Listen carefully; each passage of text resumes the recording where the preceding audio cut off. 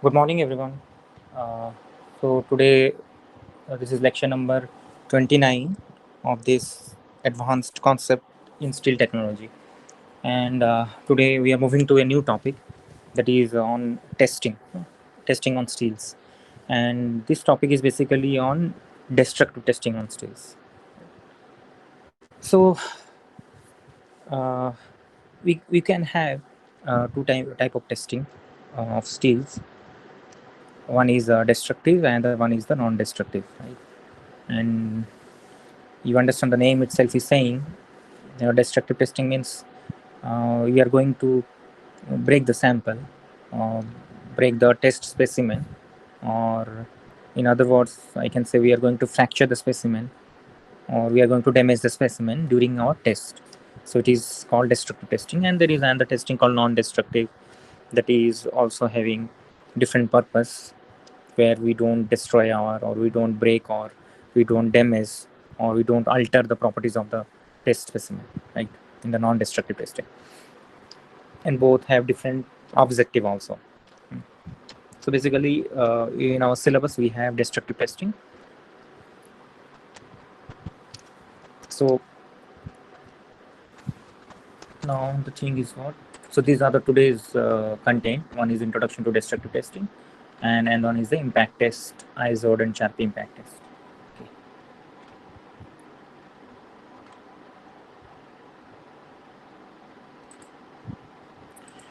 So as I told, two kind of tests. One is destructive and non-destructive.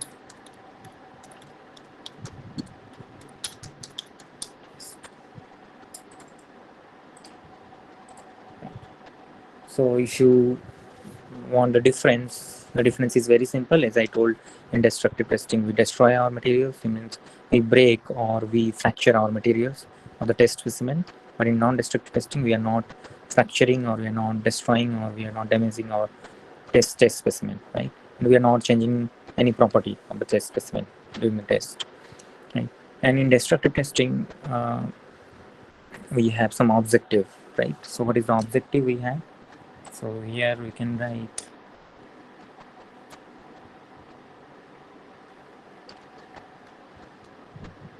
the objective is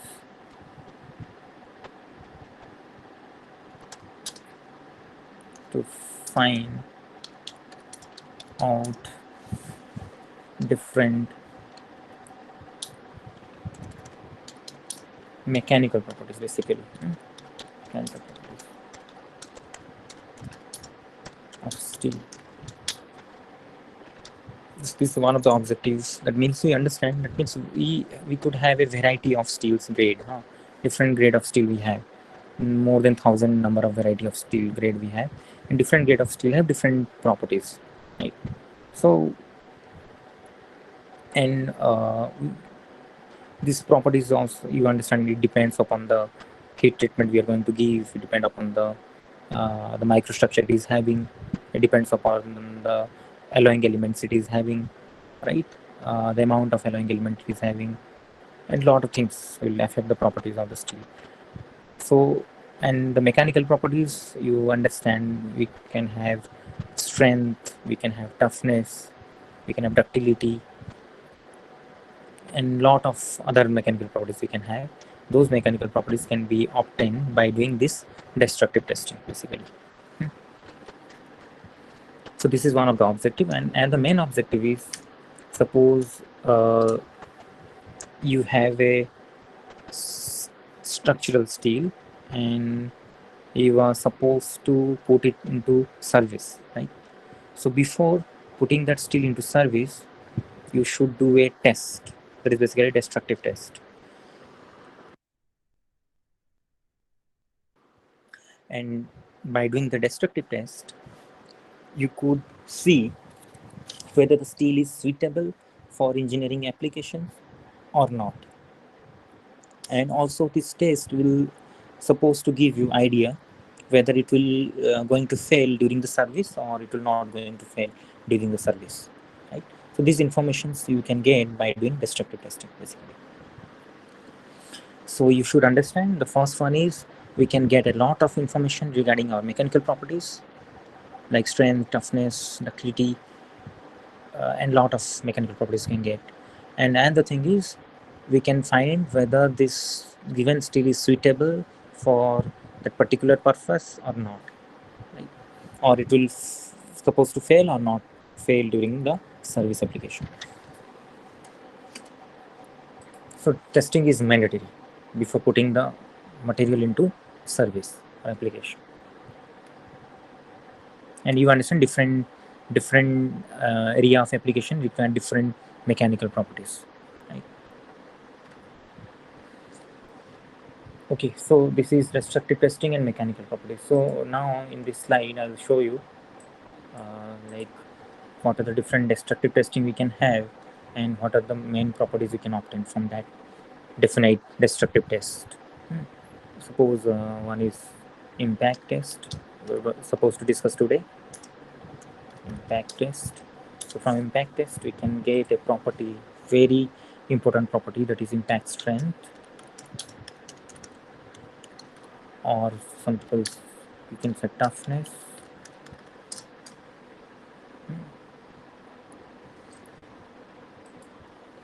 Then tensile test and the destructive testing, where we can get yield and tensile strength,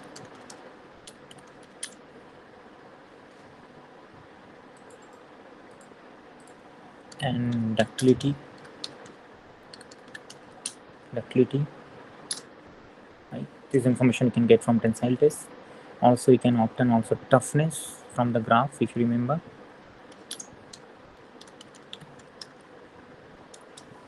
It is area under the stress versus strain curve up to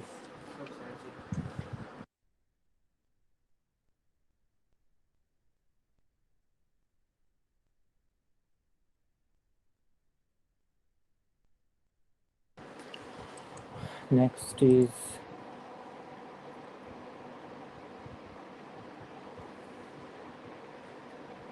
creep test, for example. So we can get creep strength,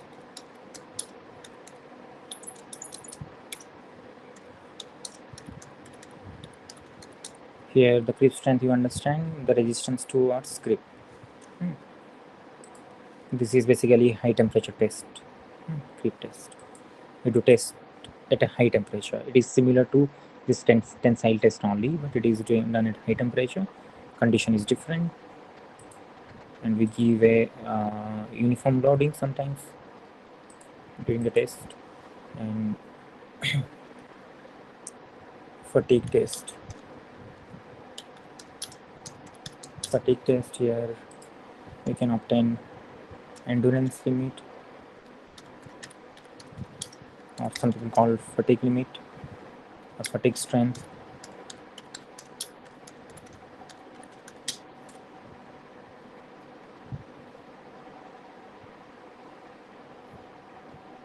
A lot more tests we can have. So now today's topic is basically on impact test.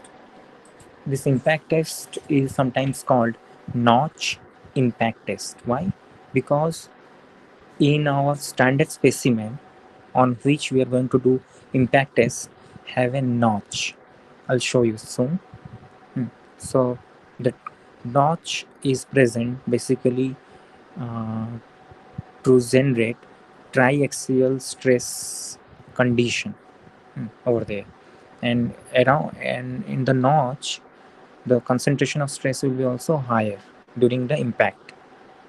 And the crack will start from that notch and it will propagate easily, right, through that particular notch. So that means notch is very essential during the impact test. So you understand the nature of load.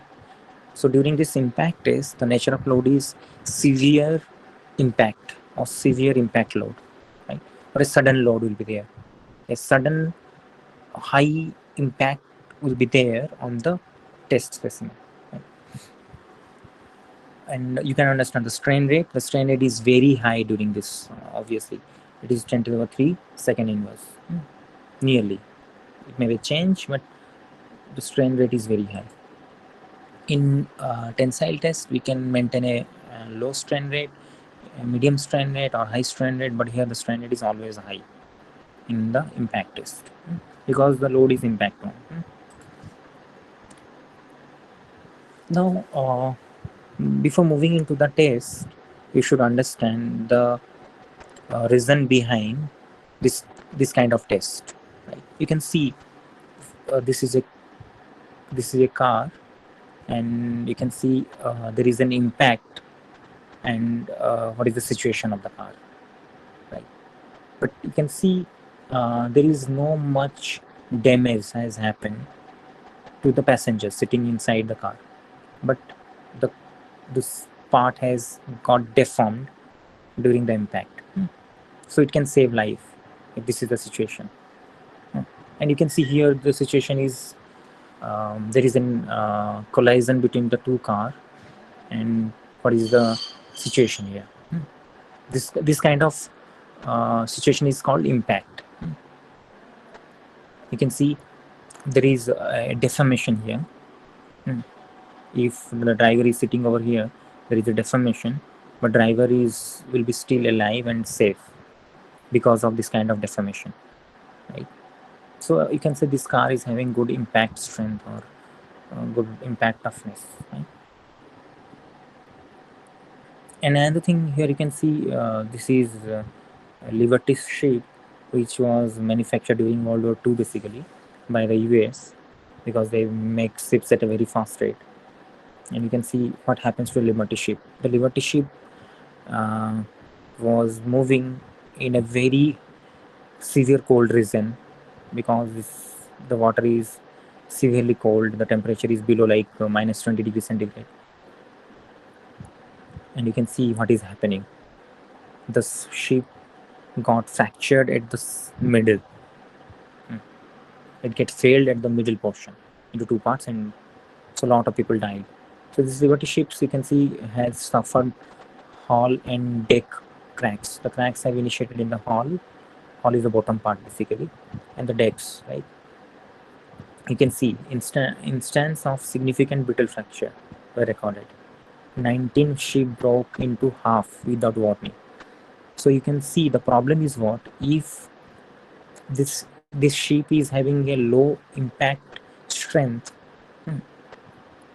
That means the fracture is basically brittle fracture, not a ductile fracture, and this will fail without any warning. So that means a lot of people will die, right? So you understand.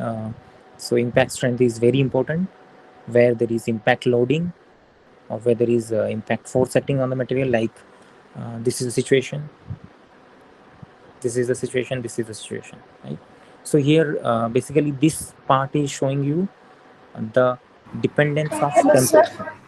Yes, yes. Sir, slide is not visible. Okay, sorry, there is some net connection issue, I think. Now, is it visible?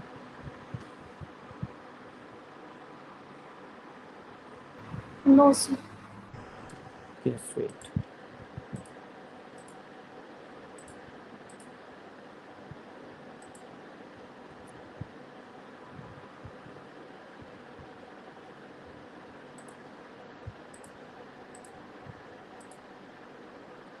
Now the slide is visible.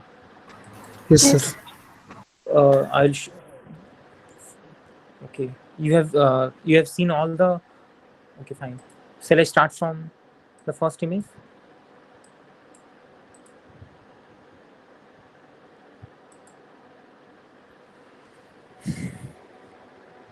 Yes, sir. So you can see there is an impact loading on the car, uh, and the car may bumped into this car, and this is the situation right now. You can see the the people inside the car are safe because of this kind of thing, because some deformation has happened and the people get saved, right? But here you can see this is the situation also. This car is rushing into this car, and you can see there is an impact loading here. And there is certain deformation here, dent, but the person sitting inside the car also gets saved. So this image is showing basically impact loadings, severe impact loadings, right? And here this is a situation where the Liberty ship is fractured from the center and it is broken down into two halves, right? So these images are showing you the impact loadings, and this image is showing you the impact strength dependence on the temperature, right? Because this Liberty ship is moving in a very cold environment, right? The temperature is very low, like below -10, -20, like that. So you can understand where impact strength is important. Impact strength is important in this situation. Like we should have good impact strength in our automobiles. We should have a good impact strength in our cars, the bus, trucks which we are driving, and we should have a good impact strength in our ships, which are moving in very cold environment, like in Arctic and Atlantic oceans, right, where the temperature is very low. So this is the situation. Now you can see this image is showing you the Titanic is getting sunk or drowned into the ocean, right? You remember, if you have gone through the movie, you have seen that this Titanic ship was moving in a very cold environment, and it it gets strike with a very big or giant iceberg, right? And if you remember, the icebergs are very huge, it's like a mountain kind of thing, and the one third part is on the top, and uh, the major part is in the submerged condition. And when this ship strike the iceberg, the temperature was very low in the steel. This ship was made up of steel, right? So there is a impact loading will be there, has happened, and due to impact some cracks have generated. The brittle crack has generated, and finally the water has gone into the ship and it is get drowned finally. So this image is also showing you the impact strength is very essential when the ship is moving in a very cold environment, because there is a relationship between the impact strength and the temperature, right? Now we'll move into testing, impact testing.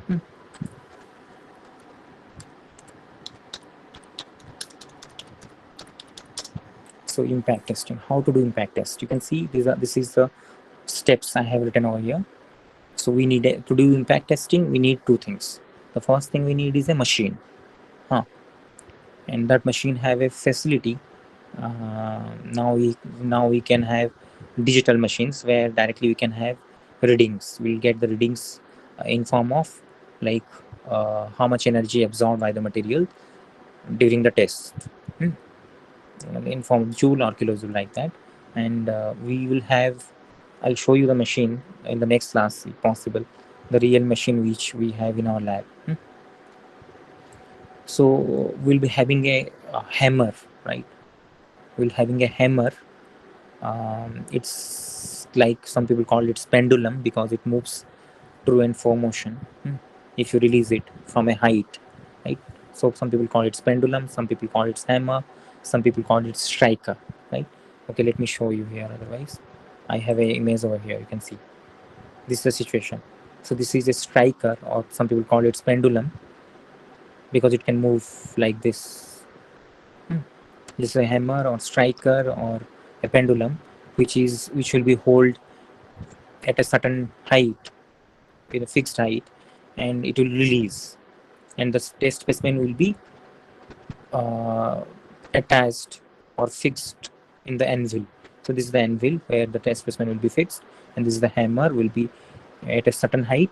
So this hammer will be released from the certain height, and it will swing, and it will strike the specimen, and it will go up, and the specimen will be separated into two halves, fractured into two halves. Then we can have a reading over here. Fine. So this is the things written over preparation of standard specimen. So first of all, you have to prepare a standard specimen. Like you can choose STM standard, American Society of Testing of Materials. Standard specimen, and I'll show you the standard specimen soon. Then we'll fix the specimen on the anvil, as I told. Then we allow the hammer or striker or pendulum from a definite height to swing and hit the specimen. And finally, the specimen will break, or it will bend and break into two halves. Then we'll check the reading in the machines. We have to find out how much energy is absorbed during the test. Then impact energy. So that amount of energy is called impact energy. Then impact energy gives you the toughness of the steel or the impact strength of the steel. So what is impact energy? It is very simple, the amount of energy absorbed by the material during the test.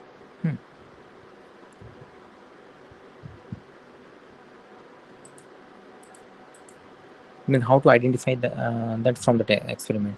Obviously, you can just have a look into the reading. If we have a digital kind of impact tester, we can have a digital reading. We can just check the reading in form of joule or kilojoule, like that. And in another way, you can find the height of the hammer after striking the specimen, how much height is going actually. If it we see, without specimen, this hammer can move to a large height. The initial height of the specimen and the final height of the specimen after swinging are basically same. But if there is a specimen, it is striking the specimen, the height will be reduced, obviously. So that means more, if the specimen during the strike has absorbed lot of energy or more energy, the height of the pendulum or height of the striker will be less. If the amount of energy absorbed by the specimen is very low during the test, then the hammer will move to a large height. So height difference can give you or indicate, can give you an indication that how much energy it has absorbed during the test. That will give you the impact toughness also. Here, high impact energy means you understand. Low impact energy means you understand now. High impact energy means the material have high toughness. Low impact energy means the material have low toughness value. And the height of the hammer after striking here for high impact energy will be low, and the height of the hammer after striking the specimen in low impact energy will be high, right? Now, this impact test can be of two types. One is called ISO test, and one is called sharp impact test.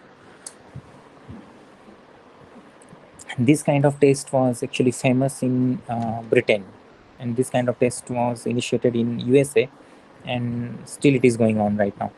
This test is more preferred nowadays also. We don't prefer this kind of tests. So what is the difference between these two tests? And in our syllabus we have this kind of test on the sharp impact test. So ISO test. So first, the specimen cross section I can write.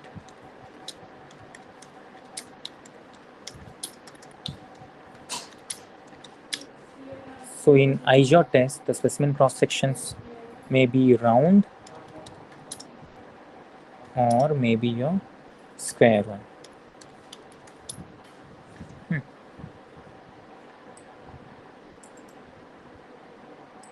But in Sharpie, we only have square specimen. The specimen cross section is square one only in Sharpie, but here we can have round, we can have square. We can choose any of these. Now, if you look into the notch, okay, let me show you the notch. You can see the notch. So this is a notch, and this is a notch. This is, or okay.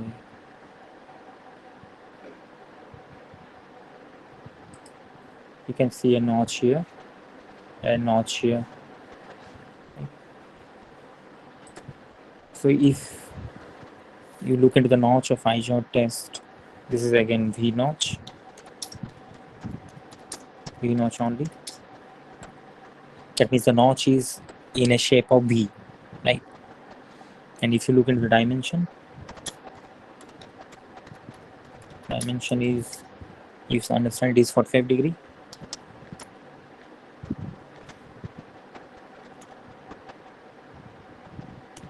The angle is 45 degree. That means the angle here, you can see the angle here is 45 degree angle.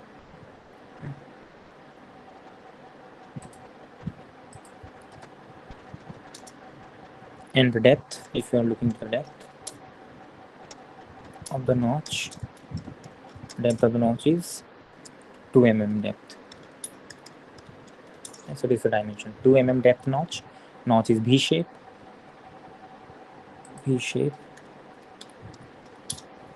and dimension is 45 degree, right?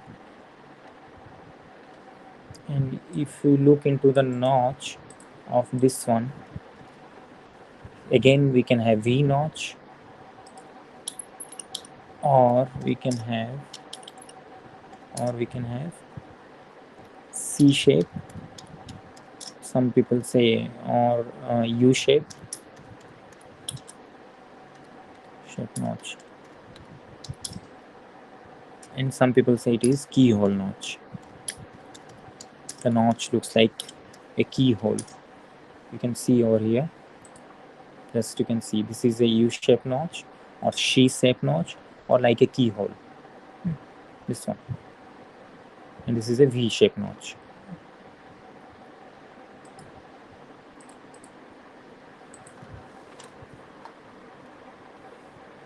Notch dimension is same, 45 degree and 2 mm depth.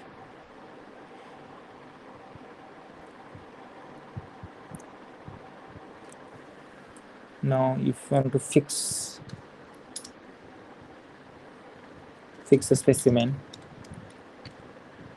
or way of fixing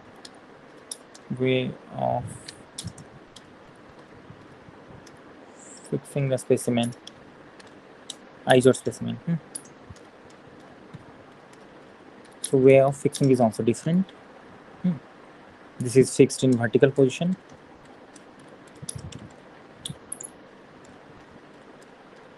I'll show you here. You can see. Let me show you the image. That will be better. You can see this is an ISO test. This is the anvil where the test specimen will be fixed in one end, and the end is free, and this is vertically placed in the anvil, right? And this is the V notch, 45 degree. Depth is suppose 2 mm depth. Or again another image of ISO test. You can see the test specimen is fixed in this vertical position. Here it is present inside the anvil, and this end is free. Right? It's a V notch, V-shaped notch, 45 degree angle, right? 2 mm depth.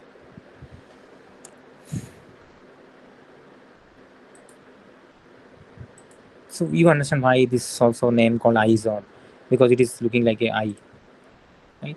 I shape, alphabet. I'm talking about English alphabet I.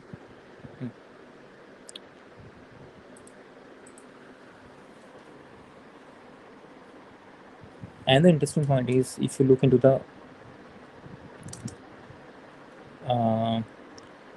notch face of the notch, here notch face the hammer or striker, right? You can see the image here.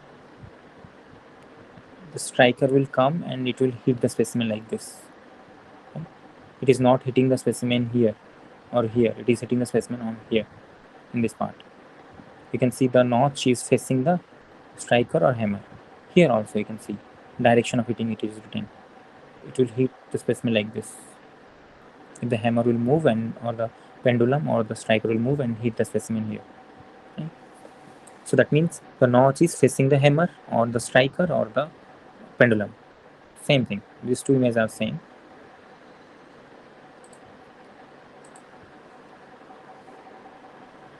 Or I can write hammer strikes the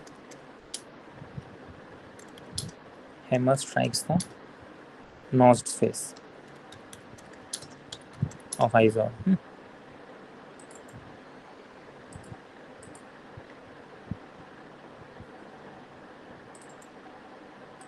Okay, next is here for this one. If you look into the way of fixing the specimen,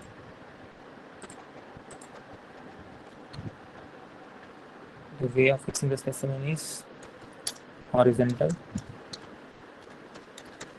position,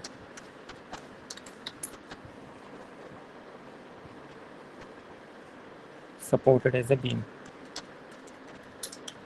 Like we are supporting a beam, this will be placed on the house. You can see the image over here. This is the test specimen. This is present in vertical position, like this. Here also there is another. This is the top view actually. If you are looking from the top, you will look like this. The striker will strike here. I'll show you the image later also. So we are fixing this in horizontal position, supported as a beam.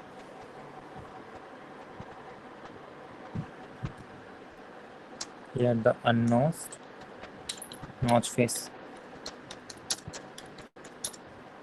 Notch face is opposite the hammer. It's not hammer actually, it's basically, you can call striker, or you can call it pendulum, or you can write hammer strike the unnotched face of the specimen.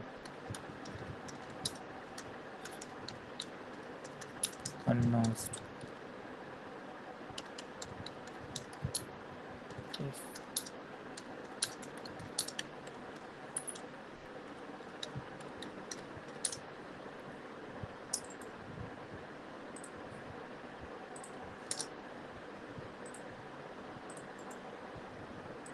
Okay.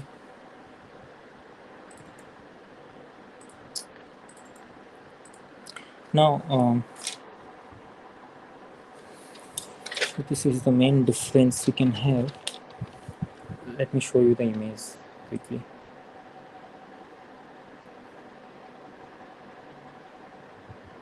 This one. You can see V0 Sharpie test specimen looks like this. So this is a standard specimen actually. So in the standard ASTM standard specimen, we can have the length of the specimen is 55 mm. The total length is 55 mm, and this one and that one, you can understand, it is 10 mm, it is 10 mm, right? Total length is 55 mm, and thickness or height, you can say it is 10 into 10. So 55 into 10 into 10, right? And this is 2 mm. That means the notch from the surface to the notch, it is 2 mm. You can see the V notch is having 45-degree angle, right? And this is V notch. The shape is V, and the notch here is like keyhole notch, or you can say U notch or C notch. C notch or keyhole notch. Sharpie test specimen. You can see this is again same 55 mm length, 10 mm height or 10 mm width, thickness.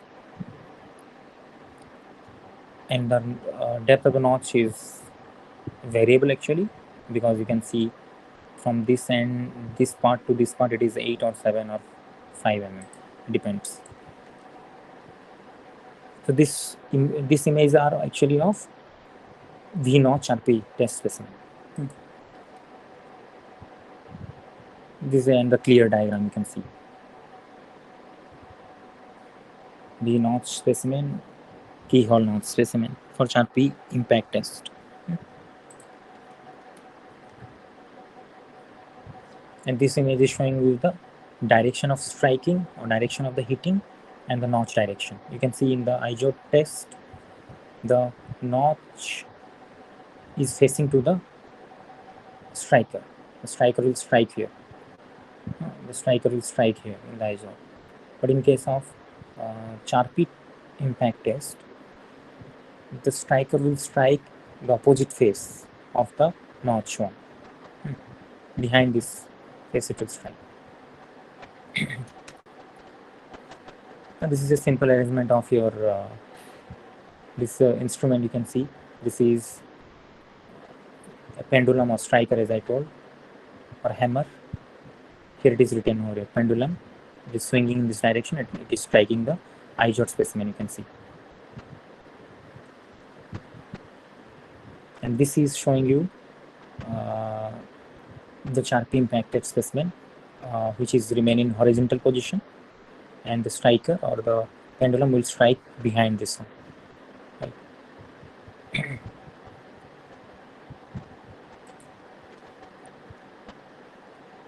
Okay, so I'll stop over here and I will continue the lecture from the next class.